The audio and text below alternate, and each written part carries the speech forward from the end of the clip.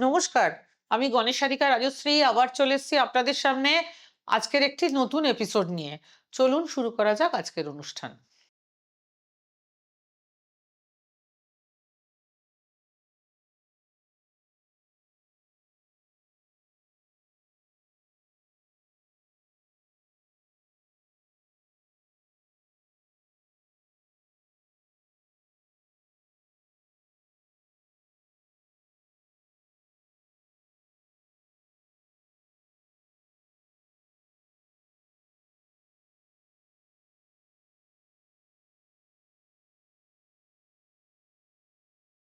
বাস্তুশাস্ত্র অনুযায়ী বাড়ির প্রতিটি দিকের নিজস্ব একটি শক্তি রয়েছে। সেই শক্তির সঠিক ব্যবহার করতে পারলে জীবনে অর্থনৈতিক সমৃদ্ধি ও স্থিতি বাড়তে পারে। অনেকেই কঠোর পরিশ্রম করেও অর্থ ধরে রাখতে পারেন না। বাস্তুমতে এর একটি কারণ হতে পারে টাকা রাখার ভুল জায়গা। তাই ঘরের কোন দিকে টাকা রাখা উচিত সেটি জানা খুবই গুরুত্বপূর্ণ। বাস্তুশাস্ত্রে উত্তর দিককে ধন সম্পদের দিক বলা হয়, কারণ এই দিকের অধিপতি হলেন কুবের দেবতা, যিনি ধন সম্পদের দেবতা হিসেবে পরিচিত। তাই ঘরে যদি আলমারি, লকার বা টাকা রাখার জায়গা উত্তর দিকে রাখা যায়, তাহলে অর্থের প্রবাহ বাড়তে পারে বলে মনে করা হয়। এছাড়া উত্তর পূর্ব অর্থাৎ ঈশান কোণ দিকটিও খুব শুভ বলে ধরা হয়।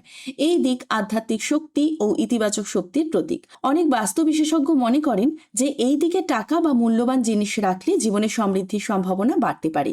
তবে শুধু সঠিক দিকে টাকা রাখলেই হবে না, আলমারির মুখ কোন দিকে থাকবে সেটিও গুরুত্বপূর্ণ।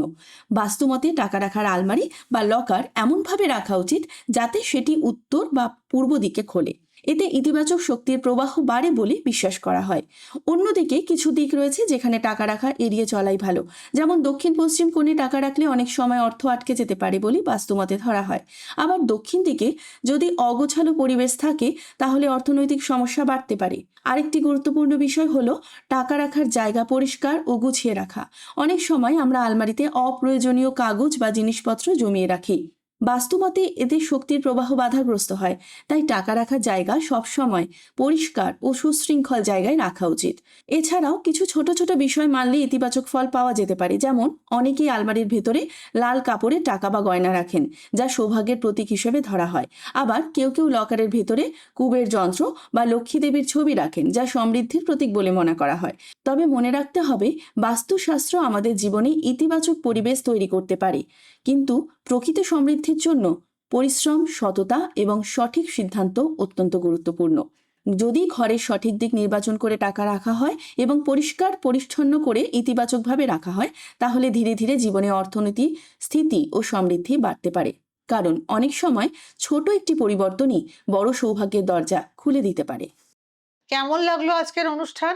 যদি ভালো লেগে থাকে আমার ইউটিউব চ্যানেল গণেশারিকা রাজশ্রীকে লাইক, শেয়ার এবং সাবস্ক্রাইব করতে ভুলবেন না। ভালো লাগলে নিজের পরিচিত আত্মীয় স্বজন ও বন্ধু বান্ধবের ভেতরও একটু অনুষ্ঠানগুলো ছড়িয়ে দেবেন। ভালো থাকুন, সবাইকে ভালো রাখুন।